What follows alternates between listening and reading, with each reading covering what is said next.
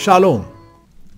आपल्या वैयक्तिक प्रवासामध्ये, आपल्या वैयक्तिक विश्वासाच्या प्रवासामध्ये अनेक गोष्टी येतात, अनेक उलाढाली होतात, चढ उतार येतात. कधी अत्यंत सुखाचे दिवस येतात आणि कधीकधी फार कठीण आणि दुःखाचे दिवस येतात. आणि अशा ह्या जीवनाच्या आणि विशेष रीतीनं विश्वासणाऱ्यांच्या जीवनामध्ये ह्या काही गोष्टींचं जे समीकरण आहे ते आपल्याला नेहमी कधीकधी घोटाळ्यात टाकतं, की शेवटी हे आध्यात्मिक जीवन, देवावरचं विश्वासणाऱ्यांचं हे जे जीवन आहे हे कसं आहे, काय आहे. मला असं वाटतं की हे अनेक गोष्टींचं मिश्रण आहे किंवा समीकरण आहे विश्वासणाऱ्यांचं जीवन. त्याच्यामध्ये कदाचित 3 गोष्टी अत्यंत महत्त्वाच्या आहेत. त्यामध्ये देव हा फार महत्त्वाची गोष्ट आहे त्याच्यामध्ये, मग देवाचं वचन आहे, आणि तिसरी गोष्ट आपल्याला असं दिसतं की विश्वास. मग त्याच्यामध्ये प्रार्थना आणि आज्ञापालन ह्या सगळ्या गोष्टी येतात. तर ह्या 3 गोष्टींचं समीकरण म्हणजे आपलं विश्वासणाऱ्यांचं जीवन. ते मला विशेष करून स्तोत्रसंहिता अध्याय 18 ह्यामध्ये त्याचं वर्णन आढळतं. मी तुमच्यासाठी पहिली 3 वचनं निदान वाचतो. असं म्हटलेलं आहे की हे परमेश्वरा, माझ्या सामर्थ्या, मी तुझवर प्रेम करतो. परमेश्वर माझा दुर्ग आहे, माझा गड, मला सोडवणारा, माझा देव, माझा खडक आहे, त्याचा आश्रय मी करतो. तो माझे कवच, माझा तारण शृंग, माझा उंच बुरुज आहे. स्तुती पात्र परमेश्वराचा मी धावा करतो, तेव्हा शत्रूपासून माझा बचाव होतो. फार महत्त्वाचे शब्द ह्या ठिकाणी. मग हे फक्त शब्द नाही आहेत, हा त्याचा वैयक्तिक आध्यात्मिक अनुभव आहे. हा देव तो वर्णन तर करतो, परंतु हा देव त्याला गवसला, त्याच्या अनुभवात आला, आणि म्हणून मग त्याने एक शब्द त्या ठिकाणी वापरलेला आहे. प्रत्येक देवाच्या बाबतीत वर्णन करत असताना त्याच्या अगोदर एक शब्द आलेला आहे, आणि तो म्हणजे मी, माझा, मला. मंडळी, हेच ते शब्द आहेत. आत्मिक जीवनामधलं जे समीकरण आहे, ह्या जीवनाचं जे समीकरण आहे, त्याच्यातला पहिला भाग म्हणजे देव. आणि हा देव जो कोण आहे ते उमजणं, आणि त्या देवाचं जे स्थान आपल्या जीवनामध्ये दाविदाने जे दिलेलं आहे ते अत्यंत महत्त्वाचं आहे. हा महत्त्वाचा फक्त सिद्धांत राहिलेला नाही, शिकवण राहिलेली नाही, परंतु हा त्याचा अनुभव आहे. म्हणूनच त्याने ह्या ठिकाणी असं म्हटलेलं आहे की माझा सामर्थ्य, माझा दुर्ग, माझा गड, मला सोडवणारा, माझा देव, माझा खडक, त्याचा आश्रय मी करतो. तो माझे कवच, माझे तारण शृंग, माझा उंच बुरुज आहे. स्तुतीस पात्र परमेश्वराचा मी धावा करतो. महत्त्वाची गोष्ट आहे. आपल्या आध्यात्मिक विश्वासणाऱ्यांच्या जीवनामध्ये, समीकरणामध्ये सर्वात महत्त्वाचा जो भाग आहे तो म्हणजे ह्या पायाभरणीमध्ये अध्यात्माच्या, तो म्हणजे प्रत्यक्ष देव. तुम्हाला माहीत आहे, ह्या जुन्या इमारती, विशेषरीत्या जे मोठमोठे किल्ले आहेत, हे किल्ले अजूनही शाबूत आहेत, उंच आहेत, मजबूत आहेत. काही काही तर हजारो वर्षापासून ते त्या ठिकाणी आहेत. त्यांना काहीही झालेलं नाही, आणि असं दिसतं की अजूनही कदाचित हजारो वर्षे ते तसेच मजबूत राहतील. याचं कारण असं आहे की त्या पायाभरणीमध्ये हे मजबूत असे दगड त्या ठिकाणी आहे. तुम्हाला माहीत आहे, आपल्या आध्यात्मिक जीवनामध्ये सर्वात मोठा धोंडा, जिवंत कोनशिला कोण जर असेल तर देव आहे. मग ह्या वेगवेगळ्या प्रकारच्या अनुभवातून आपण जात असताना कितीही वारवादळ येवो, कितीही धोके येवोत, कितीही कष्ट येवोत, आणि इतकंच केव्हा नव्हे परंतु शत्रू पण येवोत, तरीही मात्र तुम्हाला आणि मला त्याची खात्री येते. त्याचं कारण आहे, त्याने एक शब्द ह्या ठिकाणी असं म्हटलेलं आहे की त्याचा आश्रय मी घेतो. मला असं वाटतं की ही फार महत्त्वाची गोष्ट आहे. हा जो देव आहे हा फक्त एक मी सांगितल्याप्रमाणे त्याचं वर्णनात्मक एखाद्या पुस्तकामध्ये केल्याप्रमाणे नाही, जे त्याने केलेलंच आहे, परंतु ह्या देवाचा मी वैयक्तिक रीतीनं आश्रय घेतो. तुम्हाला माहीत आहे की त्याला वेगवेगळ्या प्रकारचे शत्रू होते. राजकीय शत्रू आपण म्हणतो.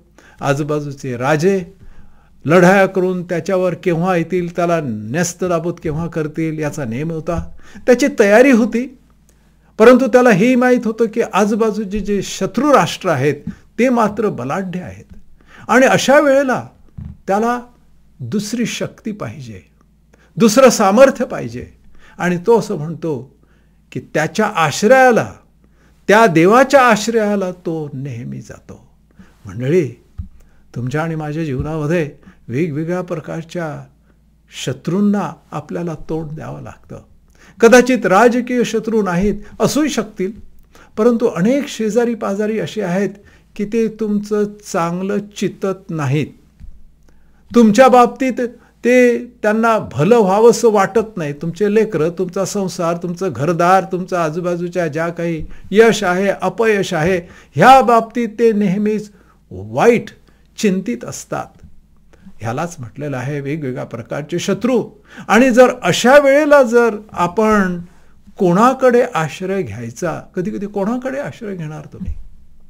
ज्यावेळेस तुमचा आणि माझा छळ होतो देवाच्यासाठी, देवाच्या वचनाच्यासाठी, कोणताच आश्रय आपल्याला मदत करणारा त्या ठिकाणी आढळत नाही. मी नेहमी सांगतो की कधी कधी एखाद्या गावामध्ये फक्त एक कुटुंब असतं, एक व्यक्ती असतो विश्वासणारा. कुटुंबामध्ये कधी कधी फक्त एकच व्यक्ती असतो. अशा वेळेस तुम्हाला आणि मला आश्रयदाता कोण आहे? ह्या ठिकाणी प्रत्यक्ष दावीद असं म्हणतो की मी त्याचा आश्रय घेतो. तो माझा खडक आहे, तो माझा गड आहे, तो माझा सर्वस्वी आहे, तोच मला सामर्थ्य दाता आहे. पुढे 3ऱ्या वचनामध्येच पुन्हा स्तुती पात्र परमेश्वराचा मी धावा करतो, तेव्हा शत्रूपासून माझा बचाव होतो. तो असं म्हणतो त्याचा मी आश्रय घेतो, त्याचा मी धावा करतो. आता हा जो धावा भाग आहे, हा धावा म्हणजे कधी कधी आपण एखाद्या मंदिरामध्ये जाऊन त्या ठिकाणी धावा करतो. 1 तास, 2 तास, कधी कधी 8-8 तास, कधी कधी त्याहीपेक्षा जास्त. धावा म्हणजे पूर्णपणे देवावर अवलंबून राहणारा सर्वच गोष्टीमध्ये. मग ते सुखाचे दिवस असो, कठीण दिवस असो, की अजून काही जीवनामधल्या धकाधकीचे अनुभव असो, परमेश्वरावरच पूर्णपणे अवलंबून राहणं, त्याच्या आश्रयामध्येच राहणं, हा खरा धावा आहे.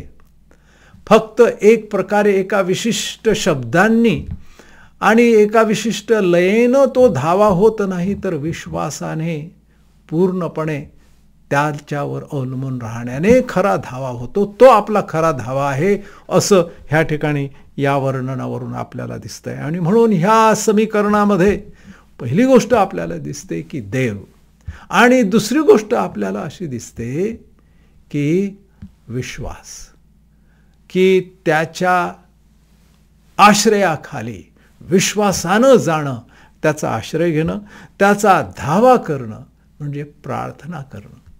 विश्वासाशिवाय, अशा देवावर विश्वासाशिवाय आपण आश्रयासाठी जाणार नाही ना त्याचा धावा करणार नाही. आणि म्हणून देव आणि मग आपला विश्वास, ह्या गोष्टी अत्यंत महत्त्वाच्या आहेत. पुढे 3ऱ्या वचनामध्ये अजून एक महत्त्वाची गोष्ट त्याने सांगितलेली आहे, तेव्हा शत्रूपासून माझा बचाव होतो. होईल, पाहू, सगळ्यांचं जसं होईल तसं आपलंही होऊन जाईल. सगळे जर जेथे कुठे जातील तेथे आपण सगळेजण जाणार, असं तो म्हणत नाही. तो असं म्हणतो की जर माझ्यावर काही बाका प्रसंग आला तर तो असं म्हणतो की माझा बचाव होतो.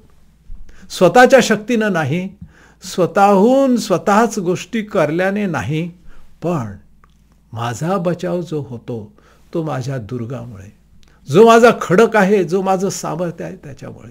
मंडळी, आपल्या जीवनामध्ये कधी कधी असे प्रसंग येतात की त्यावेळेस आपल्याला असं थोडीशी खात्री नसते. कधी कधी आपल्याला समजत नाही, उमजत नाही काय होत आहे, कशामुळे होत आहे. अशामुळे देव मात्र तुम्हाला आणि मला सांभाळणार आहे ह्याची खात्री दाविदाला होती. आणि म्हणून मग ह्या ठिकाणी अजून एका अनुभवाच्या बाबतीत तो सांगतो आहे की जो अनुभव जरा कठीण असतो, वेदनादायी असतो, आणि तो आपल्याला मुख्यत्वे दिसतो 4 आणि 5 वचनामध्ये. असं म्हटलेलं आहे, मृत्यूबंधनांनी मला वेष्टिले, नाशाच्या पुरांनी मला घाबरे केले, अधोलोकाच्या बंधनांनी मला वेष्टिले, मृत्यूपाश मजवर आले. मी आपल्या संकटात परमेश्वराचा धावा केला, माझ्या देवाला मी हाक मारली, त्याने आपल्या मंदिरातून माझी वाणी ऐकली, मी मारलेली हाक त्याच्या कानी गेली. मंडळी, पुन्हा एकदा एक परिस्थिती, एक अनुभव तो ह्या ठिकाणी सांगतो. मृत्यू बंधनांनी मला वेढलं, अधोलोकाच्या बंधनांनी मला घेरलं, नाशाच्या पुरांनी मला घाबरून टाकलं, मृत्यूपाश मजवर आले. मंडळी, हा अनुभव फार भीतीदायक असतो, वेदनादायी असतो. मला ह्या ठिकाणी सांगायला पाहिजे की आमचं कुटुंब ह्या आठवड्यामध्ये अशाच एका महाभयंकर वेदनांच्या मधून आणि त्रासातून जात आहे, म्हणायला काय हरकत नाही. आमचे भाऊ अर्थात त्यांच्या कुटुंबामध्ये जी अत्यंत दुःखद घटना घडली, की जी अनपेक्षित होती, दुःखदायक होती, अत्यंत कठीण अशी परिस्थिती, आणि हा एवढा होतकरू तरुण मुलगा ह्या जगातून अचानकपणे आमच्या ह्या कुटुंबातून निघून गेला. फार कठीण गोष्ट.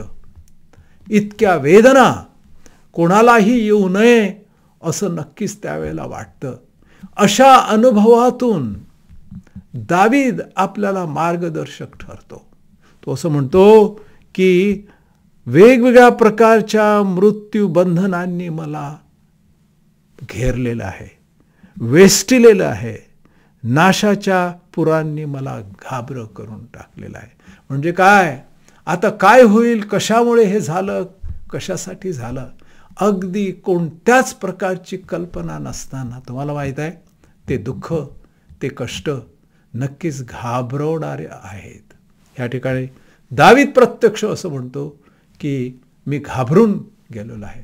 आपण घाबरतो, हे एक मानवी आपल्या जीवनामध्ये आहे. आपण मानव आहोत, आपण घाबरून जातो.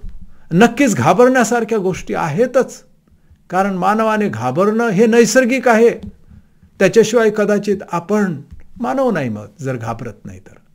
पण ह्या ठिकाणी तो असं म्हणतो की अशा वेळेला मला पूर्णपणे घेरल्यासारखं वाटतं आणि कोणत्याच प्रकारे कुठेही मला आता इथून जाण्यासाठी शक्यता नाही. मंडळी, मला असं वाटतं की अशाही परिस्थितीतून आपण जात असताना या ठिकाणी दाविदाने अजून एक गोष्ट केलेली आहे, आणि ती आहे पुढच्या वचनामध्ये, म्हणजे 6व्या वचनामध्ये, मी आपल्या संकटात परमेश्वराचा धावा केला, माझ्या देवाला मी हाक मारली, त्याने आपल्या मंदिरातून माझी वाणी ऐकली, मी मारलेली हाक त्याच्या कानी गेली. ज्यावेळेस त्याला पूर्णपणे घेरल्यासारखं वाटत होतं, मृत्यू पाशाने, मृत्यूच्या भयाने, भयानक ह्या वेगवेगळ्या प्रकारच्या परिस्थितीने सगळ्या प्रकारे त्याला असं वाटतं की आता त्याची कोंडी झालेली आहे, त्याला आता इथून जाणं शक्य नाही, सुटणं शक्य नाही. आणि म्हणून तो असं म्हणतो की तो माझा सोडविणारा, असा शब्द त्याने वापरलेला आहे 2ऱ्या वचनामध्ये. तो माझा खडक आहे, तो माझा दुर्ग आहे, तो माझा मदत करणार आहे. परंतु एक गोष्ट त्याने स्पष्टपणे आवर्जून सांगितले, तो माझा सोडवणारा आहे. पुढे ह्याच 6व्या वचनामध्ये असं तो म्हणतो की माझ्या देवाला मी हाक मारली, त्याने आपल्या मंदिरातून माझी वाणी ऐकली, मी मारलेली हाक त्याच्या कानी गेली. मंडळी, विश्वासणाऱ्यांचं जीवन देव नक्कीच महत्त्वाची गोष्ट आहे. त्याच्यामध्ये आपला विश्वास ही फार महत्त्वाची गोष्ट आहे. आणि विश्वासाने केलेली प्रार्थना ह्या समीकरणामध्ये तेवढीच महत्त्वाची आहे. आणि म्हणून तो असं म्हणतो की मी प्रार्थना केली आणि ह्या देवाने ती ऐकली. हा देव प्रार्थना ऐकणारा आहे. पूर्णपणे नक्की तो सांगतो की त्याने माझी वाणी ऐकली, माझी वाणी त्याच्या कानी केली. मंडळी, आता ह्या ठिकाणी प्रश्न पडतो की त्याच्यासमोर काहीच नाही आहे. त्या देवाची कोणत्याच प्रकारची दृश्य अशी मूर्ती नाही, किंबहुना एखादा डोंगर नाही, नदी नाही, एखादं झाड नाही की ज्या ठिकाणी तो उभा आहे आणि त्याला समजलं की ते झाड हालायला लागलं किंवा डोंगर हादरला. परंतु तो असं कसं म्हणू शकतो की देवाने माझी वाणी ऐकली? कोणत्याच प्रकारची हालचाल तिथे नाही आहे. देवाच्या कानी माझी वाणी गेली असं तो स्पष्ट म्हणतो, खात्रीनं म्हणतो.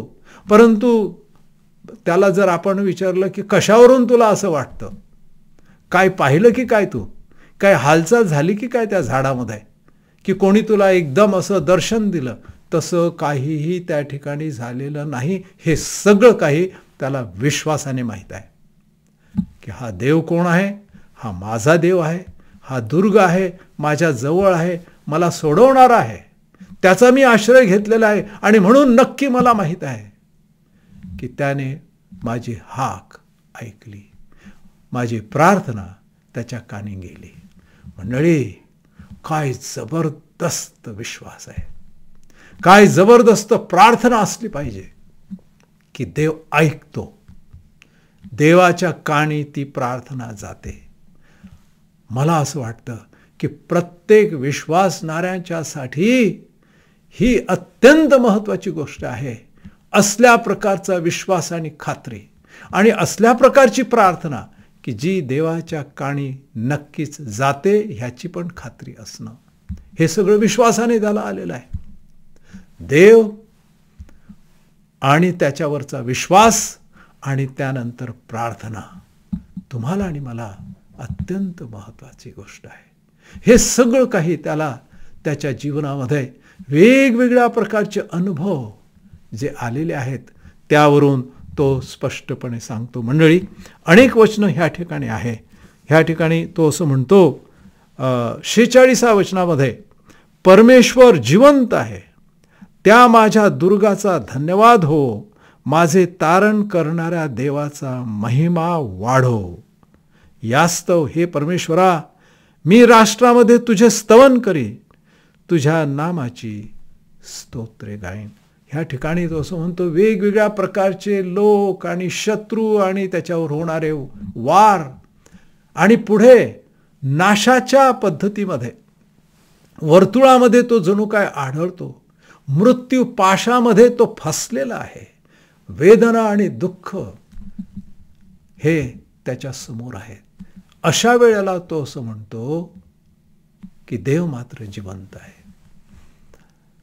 देव हा सदैव सदाजीवी आहे, हा सनातन देव आहे, असं तो ह्या ठिकाणी खात्रीनं सांगतो. कोणतं वचन आहे ते? 46. परमेश्वर जिवंत आहे, त्या माझ्या दुर्गाचा धन्यवाद हो, माझे तारण करणाऱ्या देवाचा महिमा वाढो. मला असं वाटतं की आपल्या प्रत्येकाच्या जीवनामध्ये ह्या गोष्टी अत्यंत महत्त्वाच्या आहेत. देवावरचा विश्वास आणि त्या विश्वासाने आपण त्यांना उमजणं, गवसून घेणं आणि त्याला ओळखणं आणि मग फक्त तेथेच ओळख म्हणून नव्हे पण त्याला आश्रयदाता करून घेणं. मग विश्वासाने सर्व परिस्थितीत दुःखाची, इतकी दुःखाची की मृत्यूच्या छायेमध्ये तो आहे, अक्षरशः वेदना होत आहेत आणि त्यामध्ये तो असं म्हणतो की माझा देव हा जिवंत आहे, विजय हा माझाच आहे. कोणत्याही परिस्थितीतून मी जात असलो तरी. एक वचन मला असं वाटतं की ह्या वेळेस अत्यंत महत्त्वाचं त्याने ह्या ठिकाणी सांगितलेलं आहे.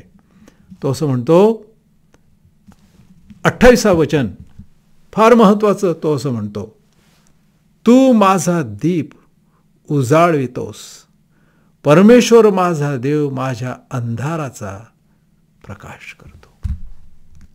मंडळी, पुन्हा एकदा मी सांगू इच्छितो की अशा ह्या परिस्थितीमध्ये, ह्या परिस्थितीतून जात असताना जी अचानक परिस्थिती येऊ शकते, कोणावरही ती येऊ शकते, ही परिस्थिती कशी बदलेल हे सांगता येत नाही.